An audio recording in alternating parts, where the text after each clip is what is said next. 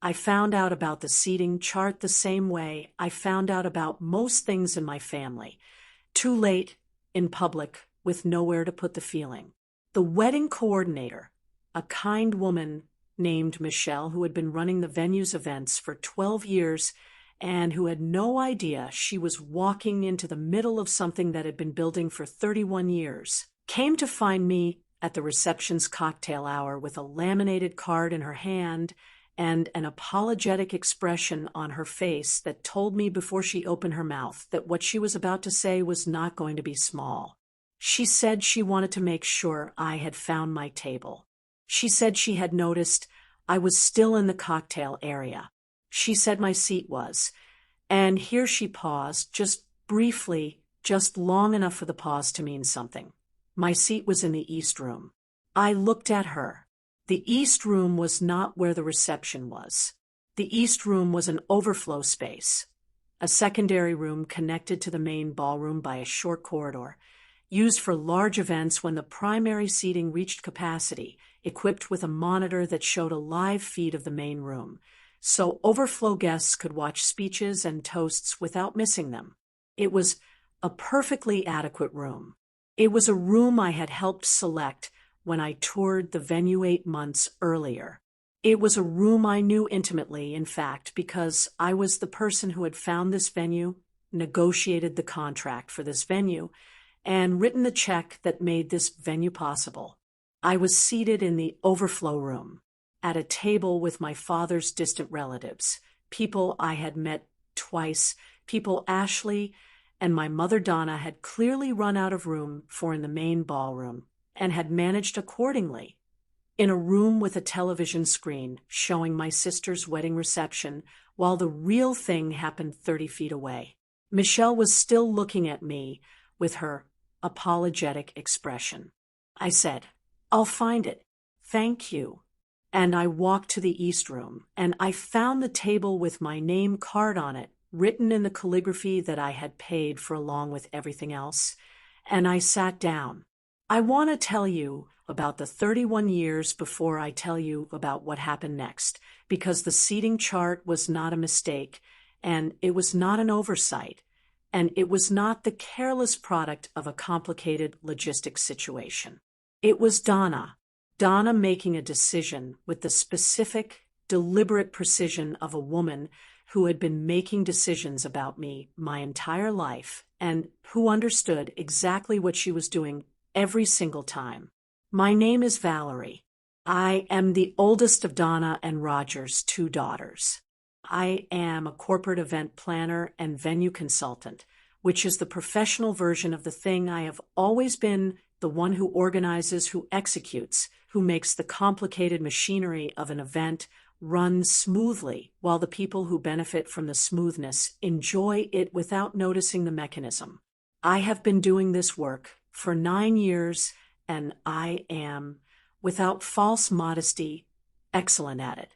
I have planned events for companies and foundations and private clients with budgets that run from modest to extraordinary, and I have a reputation in this industry that I built entirely on the quality of my work and the reliability of my word. Ashley is 3 years younger than me and has been, since the day she was born, the person our family organized itself around. I know this story is familiar. I know it sounds like every story of its kind, the older sister overlooked, the younger one elevated, the parents who made their preference so clear and so consistent that it stopped feeling like preference and started feeling like architecture, the structural fact of a family's internal life. I know how it sounds, and I am telling you anyway because the familiarity of the shape does not reduce the specific weight of living inside it. And the weight of living inside it is the thing I need you to understand before you can understand the seating chart and what it cost and what happened after. Donna had been planning Ashley's wedding for 2 years. Ashley's engagement had arrived the way Ashley's things tended to arrive in our family, announced at a Sunday dinner, received with the specific joy our family reserved for Ashley's moments, celebrated with champagne that Roger opened from the good shelf while I sat at the table, and smiled the smile I had been maintaining for 31 years and thought about logistics. Because that is what I did. That is what I had always done. When something needed to happen in this family, I thought about logistics. When the thing that needed to happen was Ashley's wedding, I thought about them anyway. Even though I had already understood by then that my thinking would be used and my labor would be taken and my contribution would be absorbed into the story of what Donna had built for her beautiful younger daughter, without my name attached to any of it. Ashley had a vision. The vision was large. The vision involved a venue that had a waiting list, a caterer that required a minimum spend that made Roger go pale when he heard it, a floral designer whose consultation fee alone was more than my parents' monthly mortgage, and a dress that Ashley had found in a magazine, and that Donna had said, of course, whatever you need about without doing the math first. The math, when Donna eventually did it, was devastating. She called me on a Thursday evening in September, 14 months before the wedding, with the voice she used when she needed something from me, warmer than usual, more careful, with an underlying current of the performance of humility that Donna put on when she was asking rather than telling. She said the wedding budget had a gap. She said they had looked at everything, and the gap was real and significant. She said she didn't want Ashley to have to compromise her vision. She said she knew I had been doing well. That phrase, "I know you've been doing well," Donna's way of acknowledging my professional success while simultaneously making it a resource available to her, the way you acknowledge a tool's quality right before you reach for it. I had been doing well. I had been doing well through years of working weekends and early mornings and the specific grinding effort of building a client base from nothing in an industry where reputation was everything and reputation took time. I had been doing well without Donna's interest in how I was doing it, and without Roger's questions about what I was building, and without Ashley's acknowledgement that the sister she called when she needed something had a professional life worth being curious about. I had been doing well, and now the doing well was needed. I said, "How much is the gap?" She told me. "I want to tell you the number, but the number is almost beside the point. What matters is that it was significant, that it was the kind of number that required actual consideration rather than automatic yes, and that I gave it that consideration across 3 days before I called Donna back and said I would help. I said I would help with conditions. Not onerous conditions. I am not a person who attaches punishing conditions to generosity, because I have been on the receiving end of conditional love, and I know what it does to people, and I refuse to do it to anyone else. My conditions were simple. I wanted to be involved in the planning, specifically the vendor negotiations, because I had relationships in the industry that would save money, and because I had knowledge that would prevent the expensive mistakes that first-time event planners routinely made. I wanted to be credited in the wedding program as a sponsor of the event. And I said this carefully because I knew how it sounded, and I said it anyway. I wanted to be seated at the main family table. Donna said, of course to all of it. The warm, certain, unequivocal of course that Donna used when she was agreeing to things in the moment without any intention of honoring them in the future. I should have known. I did know, somewhere underneath the hoping. I knew, and I helped anyway, because that is the specific, exhausting nature of loving a family that doesn't love you back correctly, and you do it anyway, and you show up anyway, and you write the check anyway, because somewhere in you there is still the version of yourself that believes this time will be different, that this time the gesture will be received as what it is and returned as what it deserves. I spent 14 months on Ashley's wedding, not as a guest, as the person who made it happen. I negotiated the venue contract. This venue, the one with the main ballroom and the East Room and the floral arrangements that made Ashley cry when she saw them. I negotiated it at 20% below the asking rate because James, the venue owner, had worked with me on 3 corporate events and trusted my word and extended to my family the professional courtesy he extended to my clients. I sourced the caterer through my industry network and saved them $11,000 on the minimum spend. I managed the vendor timeline for 14 months, fielding calls and solving problems, and smoothing the 100 small crises that are invisible to everyone at a wedding except the person who prevented them. I did all of this without a title, without a fee, without, as it turned out, a seat at the main table. Michelle's apologetic face at the cocktail hour, the East Room, the television screen, the name card in calligraphy I had paid for.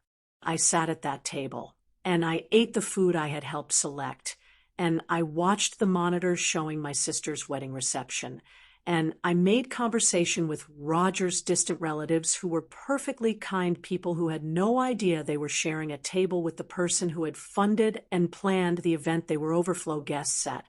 And then the speeches started. Roger spoke first. He said the things fathers say about daughters, and he said them warmly, and he cried a little at the end, and it was genuine, and I watched it on the monitor. Donna spoke second.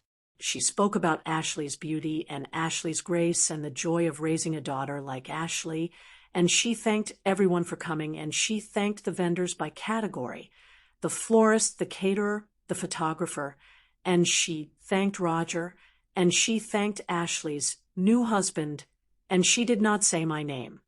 I watched this on the monitor. I watched my mother stand in the ballroom 30 feet away and thank a florist she had never spoken to directly and a caterer she had met once, and not say the name of the daughter who had made the entire event financially possible.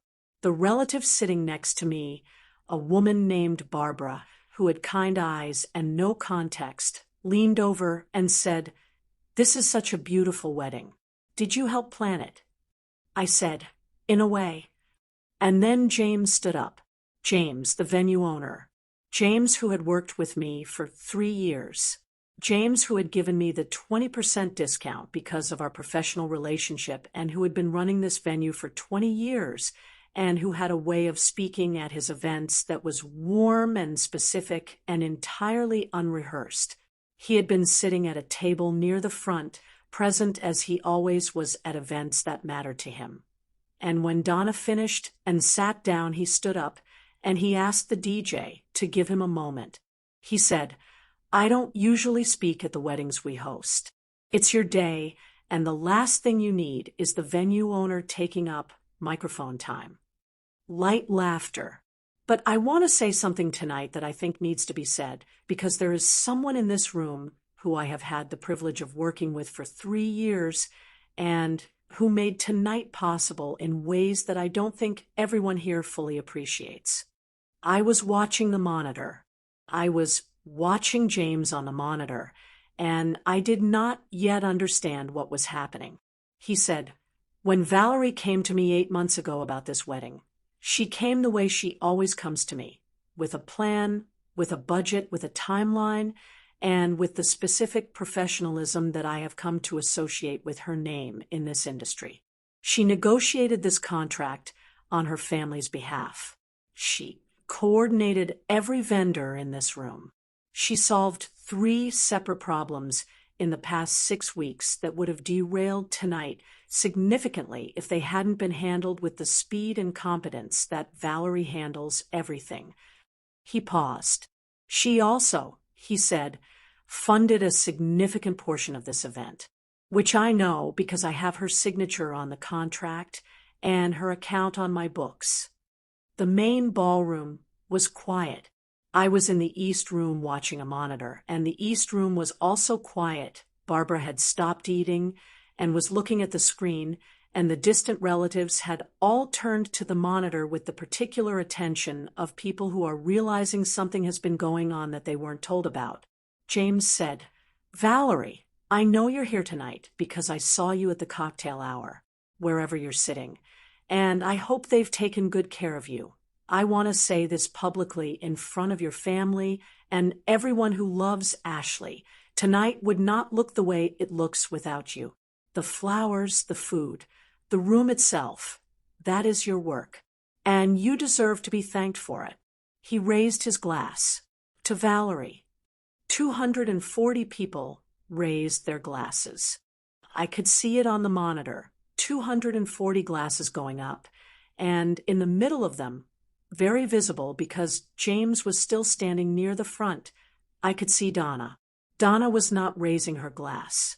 Donna was sitting with the expression of a woman watching a careful architecture collapse in real time, publicly, in a way that could not be managed or redirected or softened by any tool in the toolkit she had been using on me for 31 years. Barbara put her hand on my arm. "Honey," she said, "are you the sister?" "Yes," I said. She looked at the monitor. She looked at me. She looked at the monitor again. "Why are you in here?" she said. I didn't answer, because there was no answer I could give to Barbara that would carry 31 years in a reasonable amount of time. Instead, I stood up, and I straightened my dress, and I picked up my glass, and I raised it in the East Room, with Barbara and the distant relatives, for myself. And then I walked out of the East Room and down the corridor and into the main ballroom. And the room turned when I came in, the way rooms turn when something has just been said about a person, and that person walks through the door. And I walked through the turning room toward James, who was still standing near the front. I shook his hand. He said quietly, just to me, "I should have confirmed you were at the main table before I said anything. I didn't realize until Michelle told me during the first course." "Don't apologize," I said. "Please don't apologize." He looked at me for a moment. "You did good work," he said. "You always do good work." I found Ashley. Ashley had the expression she always had when something happened that complicated the version of our relationship she preferred to maintain. The expression of a woman who genuinely loved her sister in the uncomplicated way people love people they have never had to sacrifice for, who was encountering for the first time, in public, the specific weight of what her sister had been carrying and how little she had known about it. She said, "Val, it's your wedding day." I said, "It's a beautiful wedding. Are you happy?" She looked at me and her eyes were wet and she said, "I didn't know about the seating. I want you to know I didn't know." I looked at my sister. I believed her. Ashley was many things, beloved, elevated, the center, but she was not strategic in the way Donna was strategic, and the seating chart had Donna's fingerprints all over it, not Ashley's. "I know," I said. "Mom." "I know," I said again. "Enjoy your night. This conversation is not for your wedding day." She hugged me. Long, genuine, the hug of someone who understood that something was owed that could not be paid right now, and who was trying to put some of it in the hug. I held on to her for a moment, and then I let her go because it was her wedding, and she deserved to be in it completely.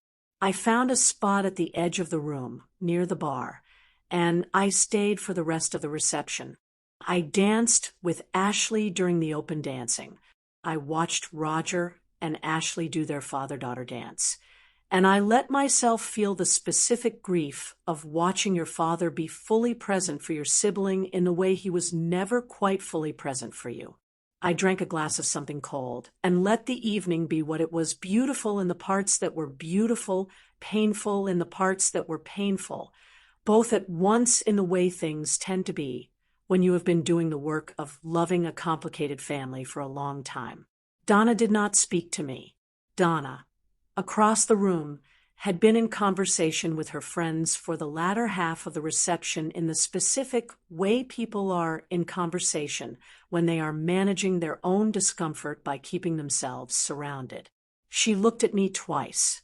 Both times I met her eyes, and she was the one who looked away. I did not go to her. I had given Donna 31 years of going to her. I had given Donna the college fund that she had redirected to Ashley's study abroad trip without discussion. I had given Donna my weekends for 14 months of wedding planning. I had given Donna my professional relationships, my industry knowledge, my signature on a contract that made the most important day of Ashley's life look the way it looked. I was done going to Donna. If Donna wanted to find me, she knew where I was. She didn't find me that night. She didn't call the next day or the day after. She called on a Thursday, 1 week after the wedding, with the voice that was not the warm asking voice and not the managing voice, but something I had not heard from her before, smaller, somehow the voice of a woman who had spent a week with something that wouldn't settle into any of the shapes she was accustomed to putting things in. She said, "James shouldn't have said what he said." I waited. "It was embarrassing," she said. I said, "For whom?" She didn't answer immediately. "You put me in the overflow room, Mom, with a television screen. The seating was complicated. You put me in the overflow room," I said again. "At the wedding I funded. At the venue I contracted. After 14 months of my labor, my relationships, and my money. You put me in the East Room with a name card in calligraphy I paid for, and you thanked the florist before you thanked me. And you didn't thank me at all." The line was very quiet. "I know," she said. Not a defense, not a reframe, just 2 words in a small voice. "I need you to hear me say this clearly," I said. "I am not going to continue to be the person who funds things and gets managed to the back of the room. I am not going to fund Ashley's next milestone and be handled accordingly. I am not going to be grateful for acknowledgement that arrives only when a venue owner forces it in public. Valerie, I love you," I said. "That hasn't changed. I don't know if it will ever change because I've been trying to stop for years and I can't quite do it. But loving you and being available to be used by you are different things. And I am done with the second one." She was crying. I could hear it, the quiet, controlled crying of a woman who did not like to be seen in distress, doing the thing she could not prevent. I did not soften what I had said. I had softened things for 31 years. I had rounded the edges and swallowed the hardest parts and arranged my truths into shapes that were easier for Donna to receive. And the shape they had been arranged into most often was silence, and the silence had been seated in the overflow room with a television monitor and 240 people raising their glasses in the main ballroom to the daughter who should have been there. I was done with the shapes. I said, "I'm going to go now. We can talk more when you're ready to talk about what actually happened. Not about James. About what actually happened." I hung up. I sat in my apartment that I paid for, in the city I had built a career in, surrounded by the evidence of a professional life that was real and recognized and built entirely on the quality of my own work without a dollar of family money or a moment of family belief behind it. I thought about Michelle with her laminated card and her apologetic face. I thought about Barbara asking, "Why are you in here?" with her kind eyes. I thought about James standing up when he didn't have to, raising his glass for the work that didn't have a seat at the main table. I thought about 240 people raising their glasses. I thought about Donna not raising hers. And I thought about the version of this story that ends with Donna understanding what she had done and changing and the relationship becoming what it should have always been. The version that requires a transformation I had been waiting 31 years for, and that the seating chart had finally completely told me was not coming. It was not a sad thought. It was, oddly, a clarifying one. Because a person who knows exactly what she is dealing with is a person who can plan accordingly. And planning was what I did. I was very good at it. I was, as James had said in front of 240 people, excellent at making things look exactly the way they were meant to look. And the thing I was going to make look exactly the way it was meant to look now was my own life, organized finally and completely around the things that deserved my labor and my money and my love, which would no longer include the back table. I had sat at the back table for the last time. Whatever came next, whatever events, whatever milestones, whatever occasions required planning in this family, they would be attended by a woman who came as a guest or not at all, who was seated where she was seated because she was valued or stayed home, who wrote checks for things she chose to fund or wrote no checks at all. Not the planner who got moved to Overflow. Not the sponsor who didn't get thanked. Not the daughter in the East Room watching her family through a monitor. Me, Valerie, the one who had been there the whole time. The one they should have seen. The one they would reckon with now, whether they were ready for it or not.